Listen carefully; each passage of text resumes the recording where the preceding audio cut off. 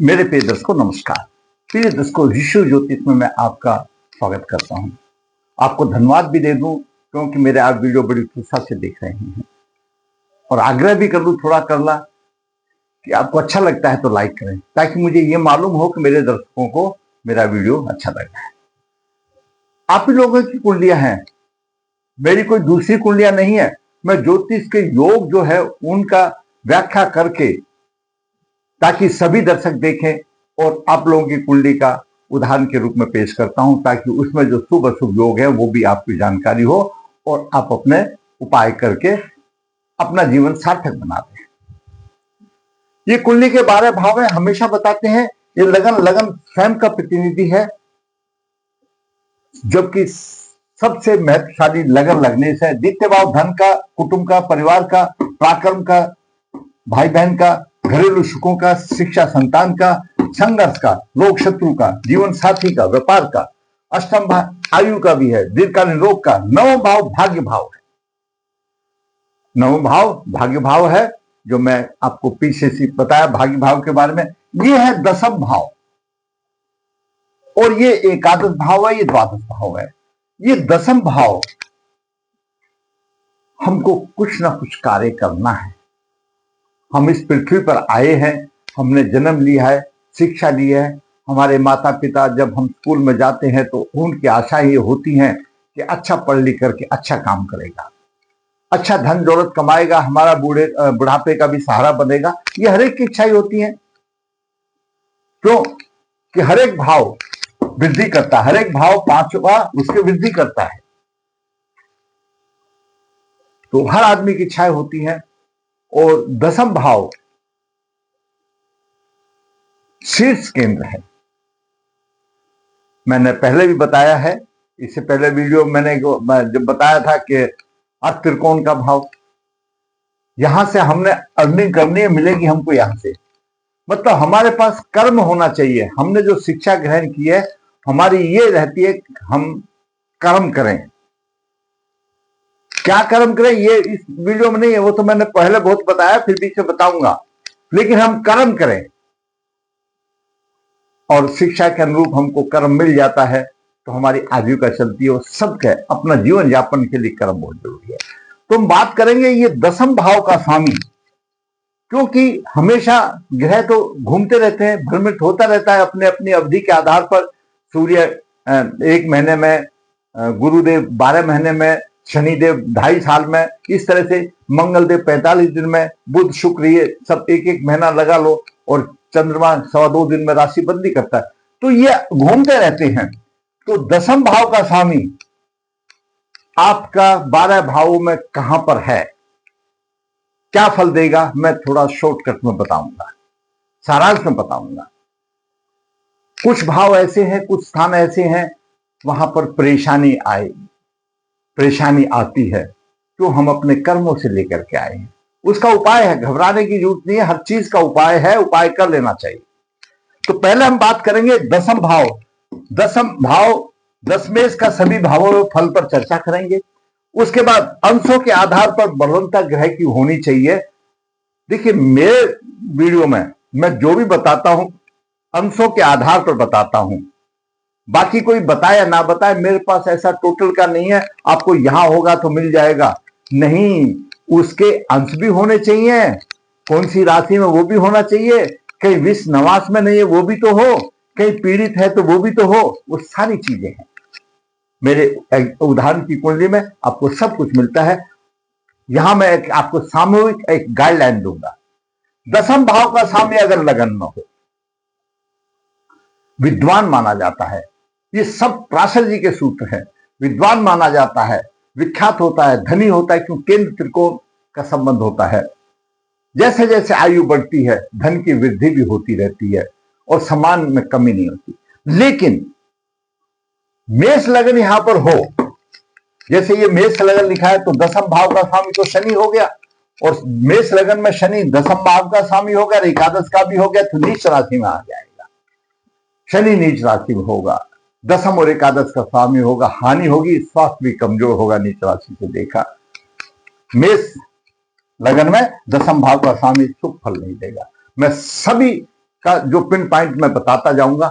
अब बात करते हैं, अगर लगन में कर्क राशि हो तो दसम भाव का स्वामी मंगल आ जाता है। कारक है, मित्र की राशि है, थोड़ा सा देगा लेकिन इतना अशुभ नहीं जितना कि शनि ने शत्रुवत दिया देगा।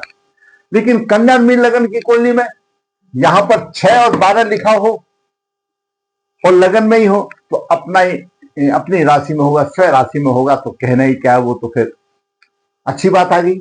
उसमें तो फिर ज्यादा बोलने की जरूरत ही नहीं, क्यों वीडियो को लंबा किया जाए। जब स्वयं राशि का होगा, दसम भाव का स्वामी यहां से अपनी ही राशि में ही होगा तो अति उत्तम हो गया, सम्मान कहीं नहीं गया। अब बात करें हम द्वितीय भाव में। द्वितीय भाव में धनी होगा, ये द्वितीय भाव है, दसम भाव का स्वामी यहां पर धन है। द्वितीय भाव में धनी होगा, गुणवान होगा, दानवीर भी होगा, पिता का अच्छा सुख होगा।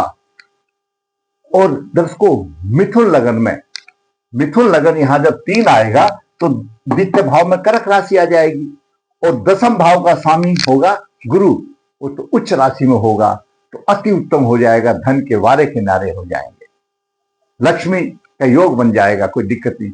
सिंह लगन में अगर यहां पर 5 लिखा हो सिंह लगन में तो द्वितीय भाव में शुक्र नीच राशि का हो जाएगा। दशमेश फिर द्वितीय भाव में नीच राशि का हो जाएगा, क्योंकि यहां पर 5 होगा तो 6 आ जाएगी, तो वहां पर परेशानी आ जाएगी। बड़ी परेशानी आती है जब दसम भाव का स्वामी इस ऐसे स्थान पर होता है, तो जिसकी कुंडली है उसी से पूछो और कितनी परेशानी आती है। तुला लगन में द्वितीय भाव में वृश्चिक राशि आ जाती है तो चंद्रमा यहां पर नीच का हो जाएगा, उसमें भी परेशानी आ जाएगी। उपाय कर लेना चाहिए, उपाय हर चीज का है। तीसरे भाव की बात करें, तीसरे भाव में दसम से छठा है, 1 2 3 4 5 6 भाई बहनों का है, उनसे तो अच्छा होगा लेकिन सम्मान नहीं मिलेगा, क्यों शताष्टक का योग बन जाएगा। मैंने अभी तक जितनी भी कुंडली देखी है, जितने भी कुंडली देखी है, या तो मेरे पास ऐसे ही आए हैं।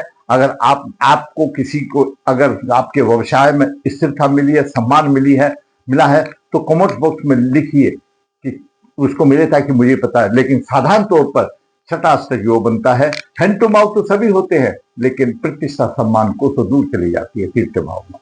चतुर्थ भाव में अगर दसम भाव का स्वामी चतुर्थ भाव में हो तो कोई भी राशि हो, माता का भक्त होगा और दर्शकों वाहन भूमि सहजी मिल जाएंगे, और अपनी सप्तम दृष्टि से दसम भाव को देखेगा तो अच्छा राज होगा, कोई दिक्कत नहीं। अगर दसम भाव का स्वामी यहां पंचम में होगा तो केंद्र त्रिकोण का राजयोग हो गया, शिक्षा धनी संपान सब कुछ मिल जाएगा, उत्कृष्ट राजयोग होगा। लेकिन मैं बीच में फिर बता दूं कि मैंने बता दिया राजयोग होगा, सिर्फ इतना कहने से नहीं होगा। ग्रह विषनिवास में चले जाते हैं, ग्रह पीड़ित हो जाते हैं, और लगन के उदय अंश से और ग्रहों के उदय अंश में अंतर होता है, तो बलवंत और उसका सम्मान रखा रह जाता है और न्यूट्रलाइज होकर के चला जाता है, परेशानी आती है। इस चीज को हमेशा याद रखना, बलवंत होना चाहिए। यहां सभी के लिए बलवंत तो नहीं बताया जा सकता, लेकिन संबंध कुंडली में आपका मार्गदर्शन करूंगा। छठे भाव में अगर दसम भाव का स्वामी छठे भाव में तो सेवा का भाव है, संघर्षशील रहेगा, पिता से थोड़े से वैचारिक मत बैठेंगे, शत्रु से रहेगा, लेकिन फिर भी अपना आपको एडजस्ट कर लेगा। सप्तम भाव में, ये सप्तम भाव है, दसम भाव का स्वामी सप्तम भाव में हो, स्त्री से पूर्ण सुख मिलेगा, और धर्म में आसक्त होगा, धर्म को मानेगा, गुणवान होगा, अच्छा वक्ता होगा, क्योंकि यहां पर लगन को भी देख रहा है। दसम भाव का स्वामी अष्टम भाव में हो तो शास्त्र कहता है पूर्व जन्म के अशुभ कर्मों के कारण दसवें अष्टम भाव में आया है, कर्महीन होता है, आयु तो लंबी होती है, पर निंदा करने वाला होता है। और यदि उसको अष्टम भाव का स्वामी देख ले, दसम भाव का स्वामी अष्टम में हो और अष्टमेश उसको देख ले तो प्रेत योग होता है। 110% मैंने अनुभव में देखा, उनके जो पूर्वज है प्रेत योनि में भटक रहते हैं, और जब पूजाएं होती तो प्रकट हो जाते हैं। ये भी बात आप याद रखिएगा। तो अष्टम भाव में कर्महीन माना गया है। हाँ, शनि अगर होते हैं तो उनकी एक दृष्टि, तीसरी दृष्टि थोड़ी सी आ जाती है। और शनि की तो कोई भी दृष्टि दसम भाव पर हो तो मेरे दर्शकों इतनी आसानी से देने वाला नहीं है शनिदेव। तो शनिदेव तो खूब परिश्रम का है। अगर दसम भाव का स्वामी नवम में आ जाए तो फिर कहना ही क्या है। अच्छा राजयोग बन या किसी प्रकार की कोई सम्मान, कोई परेशानी ही नहीं। और दसम भाव का स्वामी दसम में ही हो तो प्रत्येक कार्य में दक्ष होगा, साहसी होगा, सबका आदरणीय होगा, सम्मान्य व्यक्ति होगा। दसम भाव का स्वामी दसम में हो। और कुछ योग ऐसे होते हैं, कुछ ग्रह ऐसे होते हैं अब जो विशिष्ट योग बना देते हैं। जैसे मंगल है, रोचक योग बना देता है, शुक्र मालो योग बना देता है, शनि शशक योग बना देता है, और गुरु हंस महापुरुष योग बना देता है, और बुध भद महापुरुष योग बना देता है। तो और कहना ही क्या, तो अच्छे होते हैं। और फिर दसम भाव का स्वामी एकादश में जाए तो कीर्ति योग है, धन तो अपने आप ही आ जाएगा, कर्म करके दक्ष होगा, धन शिक्षा संतान, क्योंकि सप्तम दृष्टि यहां पर आएगी, सब कुछ सहज मिल जाएंगे। एकादश भाव तक ये बात आ गई। 12वें भाव में कोर्ट कचहरी शत्रुओं से भय होगा, बुद्धिमान होने के बावजूद भी चिंतित होगा। ये 12वें भाव में हैंड टू माउथ सभी होते हैं। हैंड टू माउथ तो अष्टम में भी आएगा, छठे में भी आएगा, लेकिन वो कर्म नहीं। पढ़ाई, कितनी पढ़ाई करने के बाद अगर दसम भाव का स्वामी छठे में चला जाता है या अष्टम में चला जाता है, द्वादश में चला जाता है, तो उन लोगों से पूछ के देखो क्या गुजरती है। मिलता है, ऐसी बात नहीं है, लेकिन उनके साथ वाले तो कहीं अच्छे पद पर ले जाते हैं और वो कहीं ऐसे ही रहते हैं कोर्ट कचहरी। तो कुल मिलाकर के अगर देखा जाए तो मैंने आपको लगन में ही बताया, मेष लगन में शनि अशुभ होगा, दुर्भाग्यशाली होगा। भगवान ना करे कोई ऐसा भी हो कि कर्म करने के लिए आए हैं, शिक्षा ली है। और कर्क लगन में मंगल थोड़ा सा ठीक तो होगा। सिंह लगन में द्वितीय भाव में शुक्र नीच राशि में हो जाएगा, कोई परेशानी नहीं। तुला लगन में चंद्रमा नीच राशि में हो जाएगा। तो ये जितने सारे 5-7 जो मैंने बताए हैं वो अशुभता के प्रतीक है, परेशानियां हैं। और जब परेशानियां आती हैं, जब अच्छी शिक्षा ग्रहण की हो और फिर उसके निमित्त व्यवसाय ना मिले। तो दसम भाव का स्वामी तीसरे भाव में प्रतिष्ठा नहीं देता, छठे भाव में भी प्रतिष्ठा नहीं देता, अष्टम में और द्वादश भाव में भी प्रतिष्ठा नहीं मिलता, संघर्ष होता है और असफल मिलते हैं। बात करते हैं कुंडली जो आई है। दशमेश की यह स्थिति आपके कार्य क्षेत्र में परेशानी देगी। लगन लगने विश्व नवास में है। जातक का जन्म 5 मार्च 1987 शुक्ल पक्ष है, भरनी चरण 3 गुरुवार को हुआ, 5:30 बजे सुबह हुआ, योग इंद्र है। जन्म के समय पर मकर लगन होगा, मकर लगन के 27 डिग्री 36 है, और वहां पर शुक्र 8 डिग्री 16 मिनट लेकर के, द्वितीय भाव में बुध 9:39 लेकर के, अस्त सूर्य 20:12 लेकर के है। तृतीय भाव में गुरु 6:50 है, राहु 19:38 है, 13 डिग्री का फर्क है, चांडाल योग है। लेकिन थोड़ा सा प्रभाव क्या है कि राहु तो 19 डिग्री है उदय अंश है, और गुरु के 6:50 है, गुरु कमजोर आ जाता है इस अंशों में, लेकिन फिर भी प्रभाव रहेगा। इतना प्रभावी नहीं है, लेकिन प्रभाव रहेगा। क्यों अंशों की मैं फिर बताऊंगा, बता दूं। मंगल 14:50 लेकर के अपनी राशि में है, रुचि योग बना। चंद्रमा भी साथ में 22:10 लेकर के लक्ष्मी योग बन रहा है। 9 भाव में केतु 19 डिग्री 28 मिनट लेकर के है, और एकादश भाव में शनि 26 डिग्री लेकर 54 मिनट लेकर के है। ये ग्रहों की स्थिति रही। मंगल की दशा 2009 से लेकर 16 तक थी, बनी नक्षत्र में। राहु की दशा जो है अभी 34 तक चल रही है, रेवती नक्षत्र में।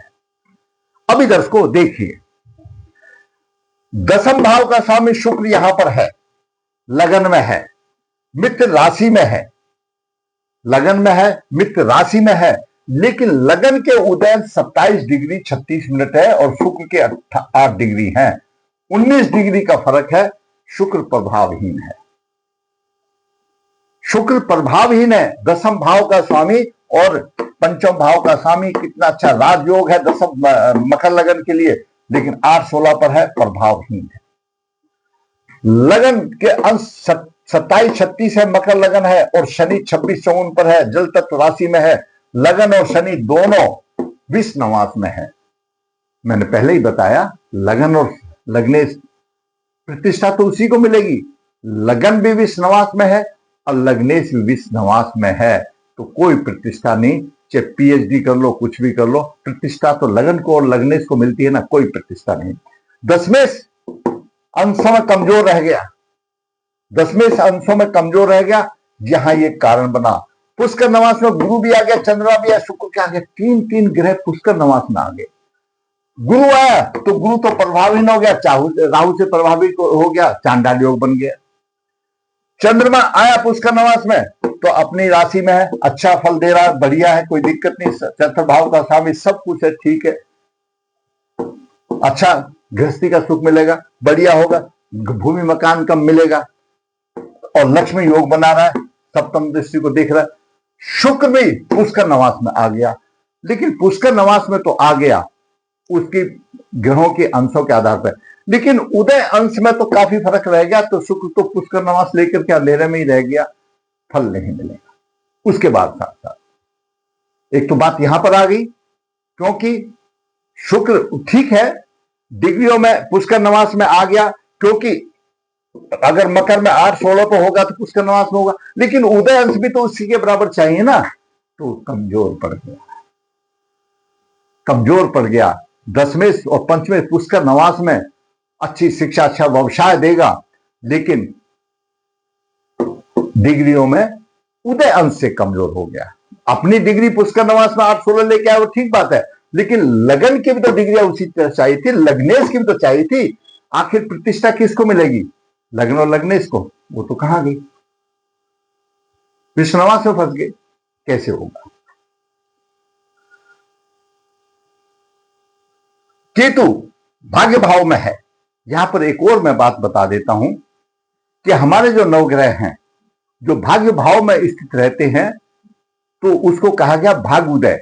भाग उदय के टाइम पर विशेष उदय होते हैं। वैसे तो उसका प्रभाव पहले से भी होता है, लेकिन उस साल में अच्छी प्रकृति करते हैं। कैसे? अगर सूर्य नव भाव में हो, ये शुभ स्थिति वाली बात मैं बता रहा हूं, तो 22 से लेकर 24 साल की आयु में हो जाता है। चंद्रमा 24 से 25 साल की आयु में, मंगल 28 से 32 में, बुध 32 से 36 में, गुरु 16 से 22 में, शुक्र 25 से 28 तक में, और शनि 36 से 42 में, राहु 42 से 48 में, और केतु 48 से 54 में। मतलब इनको एकदम अच्छा भाग उदय का झटका लगेगा और ऊपर पहुंचेंगे। ऐसा नहीं है कि भाग सोया ही रहता है, नहीं, मिलता है, लेकिन इनके जब समय आता है तो विशेष भाग उदय हो जाता है। और केतु तो यहां 19 डिग्री 28 मिनट लेकर के आगे नवम भाव में, भाग्य की हानि हो गई। भाग्य का स्वामी बुध अस्त हो गया, भाग्य का स्वामी बुध अस्त हो गया और नवास कुंडली में राहु के साथ आ गया। और केतु की पंचम दृष्टि शुक्र को पीड़ित कर रही है। ये 8 डिग्री है, 11 डिग्री का अंतर शुक्र को पीड़ित कर रही है। शुक्र और केतु का तो शत्रुता में बहुत तगड़ा हाथ है। शुक्र पर केतु की दृष्टि है, लगन में तो बैठ गया दसम भाव का स्वामी, और उसमें भी एक तो पहले ही अंशों में कमजोर, और उसके बाद केतु देव ने टांग पकड़कर खींच ली, तो प्रतिष्ठा नहीं भाई। हैंड टू माउथ तो सभी होते हैं। और शिक्षा में देखो तो पंचम भाव का स्वामी शुक्र यहां पर है, शिक्षा मिलेगी, मिलेगी, जिसने अंशों पे उससे मिलेगी, अच्छी शिक्षा मिलेगी, ऐसा तो नहीं है नहीं मिलेगी, तो लेकिन उस तरीके की नहीं मिलेगी जैसा पंचमेश लगन में होना चाहिए। क्यों नहीं मिलेगी? उसमें भी त्रुटि आएगी। उदय अंश में जब बालक ने जन्म लिया उस टाइम के उदय अंश 27 डिग्री हैं, 19 डिग्री का अंतर है, तो वो फिर उसके बलवंता में फर्क आ जाएगा, अंतर आ जाएगा, ये परेशानी आती है। तो आप कोई भी जो आप देखते हैं, और भी चैनल में देखते हैं, यहाँ का स्वामी वहां, सिर्फ अकेले उस पर मत जाइए, यहाँ का स्वामी वहां तो वो दे देगा, या जैसे अभी गुरु मागरी होंगे, वक्री से मागरी होंगे तो ये दे देगा, नहीं। आप अपनी कुंडली में देखिए अंशों के आधार पर आपकी पत्रिका क्या बताती है, वही देंगे गुरुदेव भी, वही देंगे शनिदेव भी, वही देंगे राहु भी, जो आप पूर्व जन्म के कर्मों के आधार से लेके आए हो। आपके जो अंश है, उदय अंश है, ग्रहों के अंश है, आपके विश्व नवास में है, वो भी देखना जरूरी है कैसे होगा। तो आज मैंने आपको इस कुंडली के माध्यम से मैंने बता दिया, दशमेश का सभी भाव फल बताया, अंशों के आधार पर बलवंता मैंने चर्चा कर दी, संबंधित कुंडली में शुक्र केतु से पीड़ित है वो बता दिया, लगन लगने से विश्व नवास में है और रोचक और लक्ष्मी योग बन रहा है वो मैंने बता दिया। अगर इसकी चंद्र लगन कुंडली देखते हैं तो शनिदेव यहां आ जाते हैं अष्टम भाव में, और मंगल की अष्टम दृष्टि चंद्रमा लगन से प्रेत योग हो जाता है। शास्त्र कहता है ना, लगन से देखो, चंद्र लगन से देखो, सूर्य लगन से देखो। तो मैंने 2-3 तो आपको बता दिया। सूर्य उच्च राशि में है, अच्छे स्थान पर है, लेकिन करेगी क्या? ये भी अच्छे स्थान पर है, डिग्रियों से तो पिछड़ गए, लगने से पिछड़ गया और लगन भी पिछड़ गया। तो ये आप कुंडली में देखिए, और जो ऐसे योग हैं उनका आप उपाय कीजिए। आपकी जो भी कुंडली में है, क्यों हुआ ऐसा, उपाय कीजिए। दर्शकों, लगन की डिग्रियों को कुछ नहीं कह सकती। अंश, ग्रहों के अंशों में हम कह देंगे इसको बलवान कर लो, शुक्र को रत्न धारण कर लो, लगन में बैठा लो, मिलेगा। लेकिन आखिर हुआ तो हुआ क्यों, लाया तो क्यों लाया? आपके कर्म ऐसे थे, उन कर्मों का प्रायश्चित करो और फिर रतन डालो। सूर्य को अर्घ देना ना भूलो, क्यों भाग्य का स्वामी तो अस्त है, होगा कहां से? और लग्नेश का रत्न और शुक्र इनका रत्न धारण करें। कुछ राह आसान होगी, बदला नहीं जा सकता। कोई अगर ये बोले कि बदल जाएगा, लेकिन नहीं, आपकी दिनचर्या आसान हो जाएगी, आपका जीवन आराम से कट जाएगा। अगर आपको मेरा वीडियो अच्छा लगा तो लाइक करो, शेयर करो, जिसने चैनल सब्सक्राइब करें ताकि आने वाले भी अपडेट आपको मिलते रहे। धन्यवाद।